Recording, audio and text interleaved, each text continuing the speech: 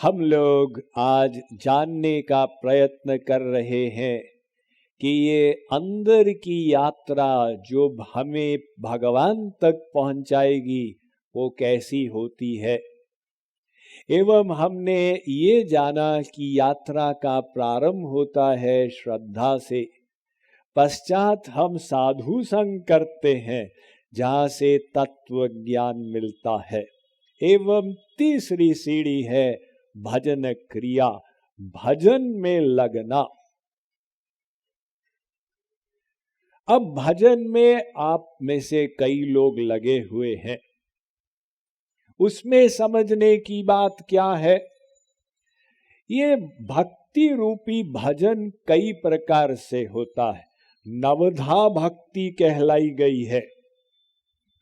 श्रवणम ये भी भक्ति है, कीर्तनम ये भी भक्ति है, स्मरणम, पाद सेवनम, अर्चनम, वंदनम, दास्यम, सख्यम, आत्मनिवेदनम।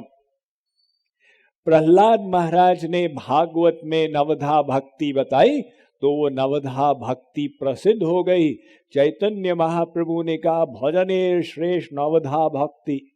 महाप्रभु वल्लभाचार्य ने उसको हाईलाइट किया तो सर्वत्र नवधा भक्ति लोग जान गए।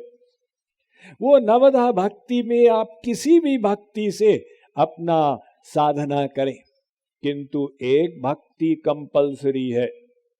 वो क्या है? स्मरणम, मन को भगवान में लगाना। यदि वो माइनस हो गया तो फिर सब बेकार। फिर आप शरीर से फिजिकल ड्रिल करें जय जगदीश हरे, लेकिन मन से सोच रहे हैं कि मंदिर के बाहर मेरा जूता है, किसी ने चोरी तो नहीं कर लिया, तो ये भगवान की भक्ति नहीं होगी, क्योंकि आपका मन जूते के पास था।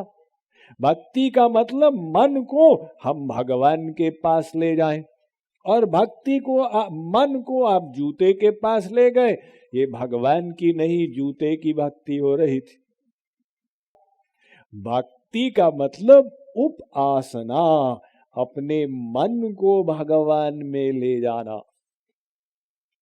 इसीलिए जगत गुरु श्री कृपालु जी महाराज ने लिखा अपने भक्ति शतक नामक ग्रंथ में, बंधन और मोक्ष का कारण मन ही बखान, राधे राधे।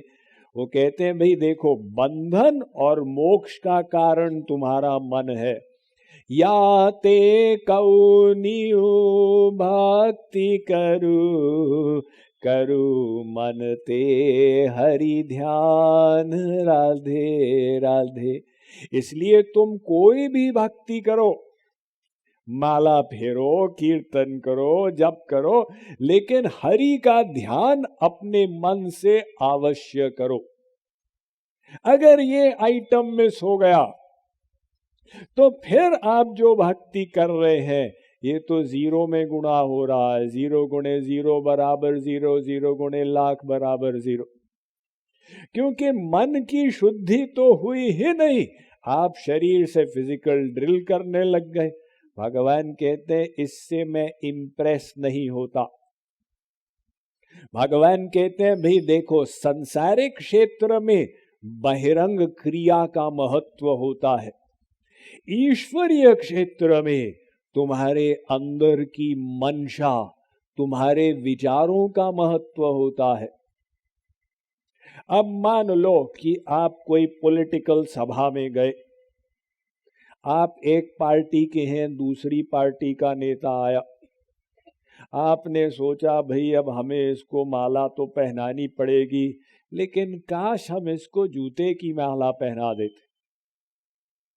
तो भगवान ने नोट कर लिया, आपने उसको जूते की माला पहनाई। आपने कहा जूते की माला का, हमने तो फूलों की माला पहनाई थी। भगवान कहते तुमने जो सोचा ना वो ईश्वरीय क्षेत्र में इंपॉर्टेंट है, कार्य नहीं, विचार। आपने किसी के प्रति दुर्भावना बनाई और उसको झापड़ लगा दिया, भगवान ने नोट कर लिया। आपने दुर्भावना बनाई, लेकिन वो हट्टा कट्टा बड़ी मूंछों वाला है, झापड़ क्या लगाए। काश मैं लगा पाता। भगवान ने नोट कर लिया, आपने उसको झापड़ लगा दी। अजी साहब मेरे हाथ तो पीछे पड़े हुए थे। ये हाथ की बात भगवान नहीं नोट किए, भगवान ने अंदर की बात को देख लिया। इसीलिए तो पंचदशी में कहा गया, मन एव मनुष्याणाम कारणम बंध मोक्षयो। भाई देखो, बंधन और मोक्ष का कारण तो मन है। अब तुम मुख से कृष्ण कृष्ण करो, इससे क्या होगा? कृष्ण कृष्ण सब ही कहें, ठग ठाकुर अरु चोर, बिना प्रेम रीझे नहीं, प्रेमी नंद किशोर। कृष्ण कृष्ण तो आप तोते को भी सिखा सकते हो। हमने देखा हमारे सत्संगी के घर में उसने एक मैना को पाला हुआ। अब वो मैना भी हरे कृष्ण हरे राम बोल देता, लेकिन उसका गला दबाएंगे तो हरे कृष्ण हरे राम नहीं बोलेगा, वो कौ बोलेगा। इसी प्रकार से मुख से बोलने का महत्व नहीं है। भगवान कहते हैं मेरे राज्य में भीतर की बात इंपॉर्टेंट है। तुम क्या कीर्तन कर रहे थे? अजी साहब हम तो गा रहे थे, श्यामा मेरी ठकुरानी, श्याम मेरे ठाकुर। भगवान कहते हैं तुमने कोई कीर्तन नहीं गाया। कैसे नहीं गाया? हम 10 मिनट तक बोल रहे थे। वो तो आप बोल रहे थे, लेकिन मन से क्या सोच रहे थे? श्यामा मेरी ठकुरानी, चाय मेरी महारानी। स्वामी जी का प्रवचन खत्म हो, हम जाके चाय पिए, आपका मन तो चाय तक पहुंचा हुआ था। ये भगवान का भजन हुआ ही नहीं। इसलिए जो भजन क्रिया बताई जा रही है, बहिरंग आप अवश्य करें, किंतु अंतरंग मेन है।